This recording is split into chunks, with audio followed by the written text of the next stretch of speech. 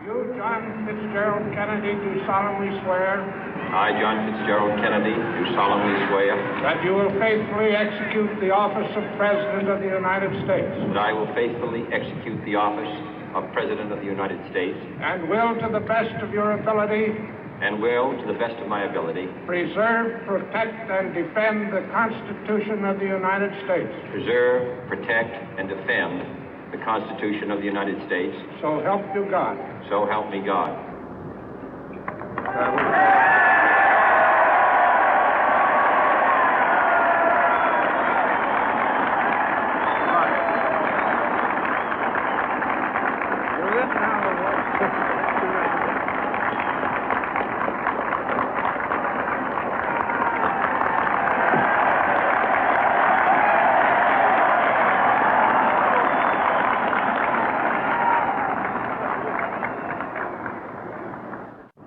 Vice President Johnson, Mr. Speaker, Mr. Chief Justice, President Eisenhower, Vice President Nixon, President Truman, Reverend clergy, fellow citizens.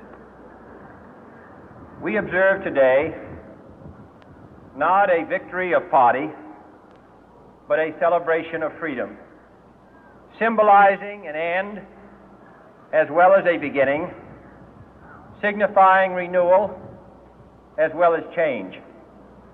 For I have sworn before you and Almighty God the same solemn oath our forebears prescribed nearly a century and 3/4 ago.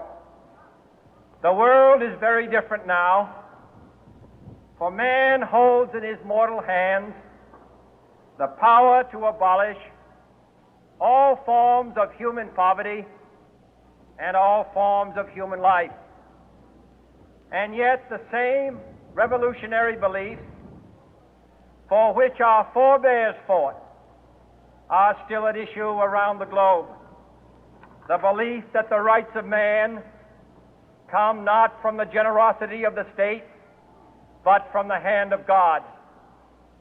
We dare not forget today that we are the heirs of that first revolution.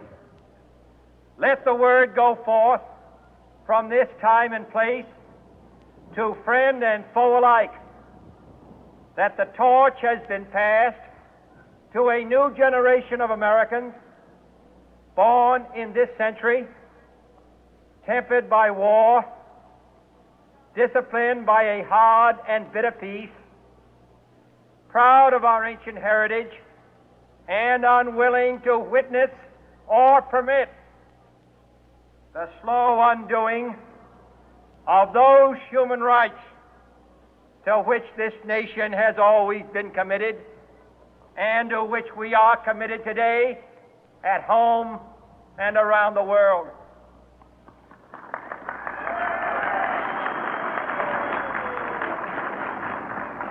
Let every nation know, whether it wishes us well or ill, that we shall pay any price, bear any burden, meet any hardship, support any friend, oppose any foe to assure the survival and the success of liberty.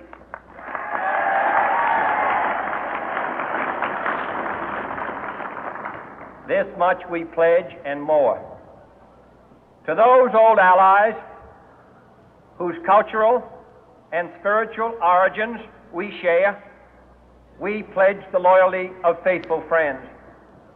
United, there is little we cannot do in a host of cooperative ventures.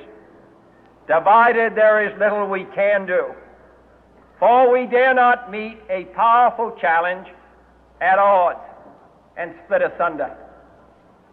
To those new states whom we welcome to the ranks of the free, we pledge our word that one form of colonial control shall not have passed away merely to be replaced by a far more iron tyranny. We shall not always expect to find them supporting our view, but we shall always hope to find them strongly supporting their own freedom, and to remember that in the past, those who foolishly sought power by riding the back of the tiger ended up inside.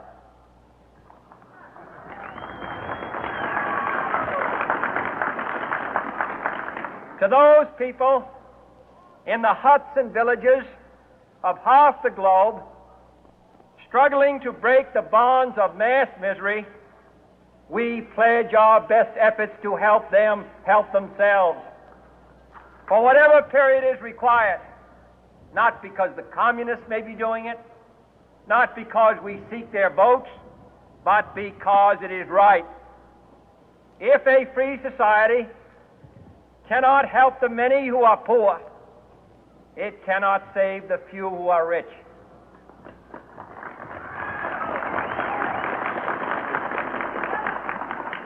To our sister republics south of our border, we offer a special pledge to convert our good words into good deeds, in a new alliance for progress, to assist free men and free governments in casting off the chains of poverty.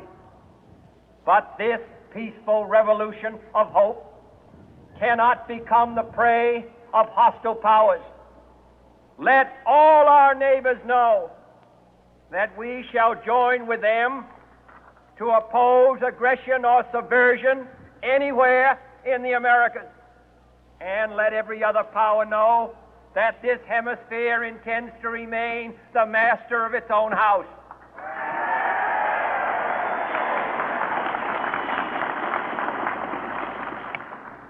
To that World Assembly of Sovereign States, the United Nations, our last best hope, in an age where the instruments of war have far outpaced the instruments of peace, we renew our pledge of support to prevent it from becoming merely a forum for invective, to strengthen its shield of the new and the weak, and to enlarge the area in which its writ may run. Finally, to those nations who would make themselves our adversary, we offer not a pledge, but a request that both sides begin anew the quest for peace. Before the dark powers of destruction, unleashed by science, engulf all humanity in planned or accidental self-destruction, we dare not tempt them with weakness, for only when our arms are sufficient beyond doubt can we be certain beyond doubt that they will never be employed.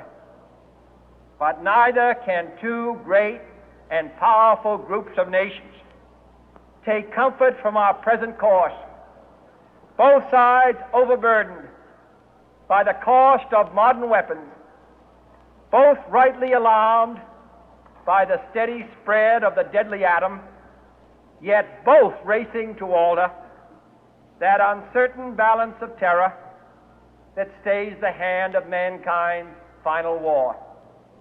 So let us begin anew, remembering on both sides that civility is not a sign of weakness, and sincerity is always subject to proof. Let us never negotiate out of fear, but let us never fear to negotiate.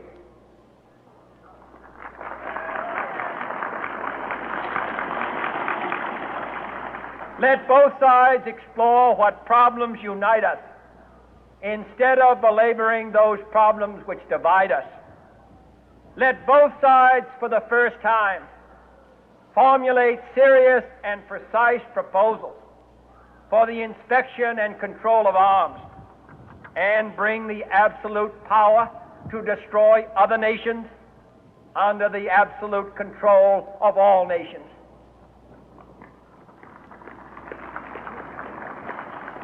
Let both sides seek to invoke the wonders of science instead of its terrors.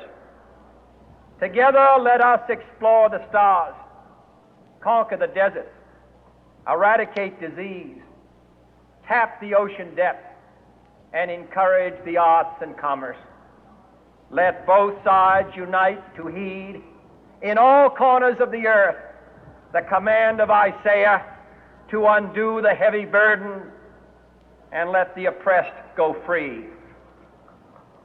And if a beachhead of cooperation may push back the jungle of suspicion, let both sides join in creating a new endeavor, not a new balance of power, but a new world of law, where the strong are just and the weak secure and the peace preserved. All this will not be finished in the first 100 days, nor will it be finished in the first 1,000 days, nor in the life of this administration, nor even perhaps in our lifetime on this planet. But let us begin.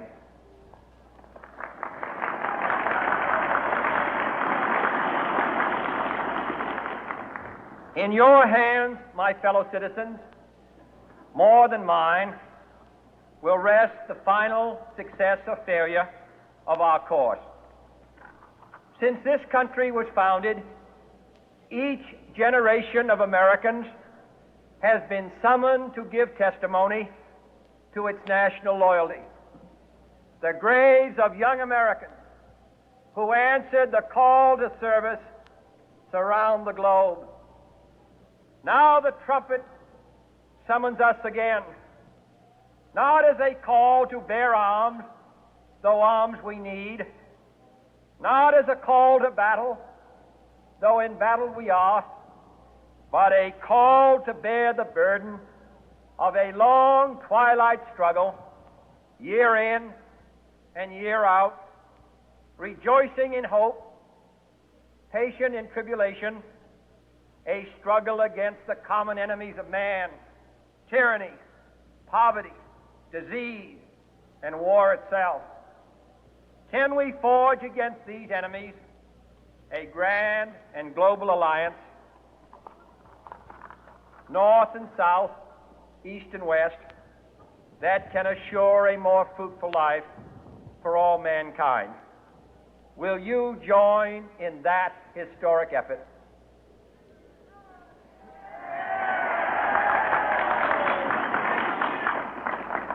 In the long history of the world, only a few generations have been granted the role of defending freedom in its hour of maximum danger. I do not shrink from this responsibility. I welcome it.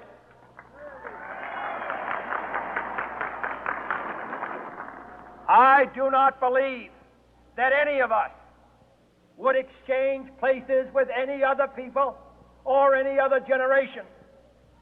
The energy, the faith, the devotion which we bring to this endeavor will light our country and all who serve it. And the glow from that fire can truly light the world.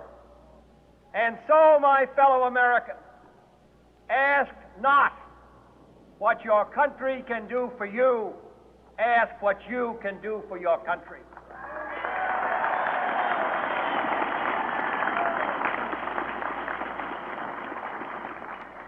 My fellow citizens of the world, ask not what America will do for you, but what together we can do for the freedom of man.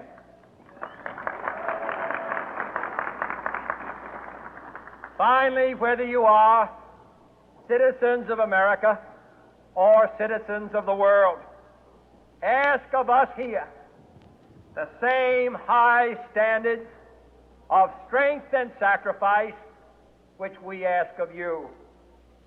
With a good conscience, our only sure reward, with history the final judge of our deeds, let us go forth to lead the land we love, asking His blessing and His help, but knowing that here on earth God's work must truly be our own.